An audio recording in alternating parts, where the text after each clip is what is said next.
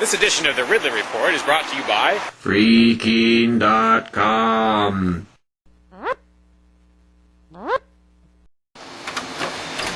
Decades overdue, it's finally starting. Some semblance of a property tax revolt in New Hampshire. By declaring his controversial home a parsonage or church or something like that, keen radio host Ian Freeman has probably triggered the 3-year countdown to having the home taken. Now, when I say home, there are really different words that I could use for this spot. I could call it the Keene Activity Center, which is sort of part of the, duplex that makes up Ian's property. That place is even more controversial than Ian's house. Although, I'm really not sure what all the definitions are here and what all the geographic significance of each part of the property is. And I'm not sure if the Keene Activity Center is part of that, if it's just Ian's house. But anyway, the important thing is there's a property there that's basically going into revolt status. Now, if I understand correctly, this situation is different from what's developing in Grafton, where Free Stater John Cannell owns a church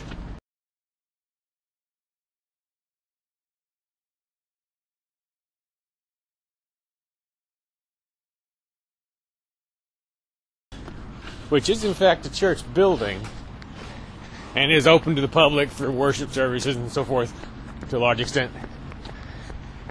I'm assuming he, kind of went through the normal paces that you go through in terms of paperwork and so forth. I'm not really referring to that as an attempted revolt.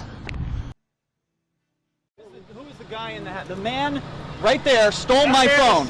What Ian and company are doing, I got the impression from listening to Free Talk Live that they're not even going through the motions of trying to get government approval to be a church or be treated as a church. Anyway, so whichever of these properties or situations inspire you more, I think maybe we have some thinking to do about what kinds of things can or should be done to make sure the government does not have an easy time of it if it comes for them, for these properties. Here are some of my brainstorms.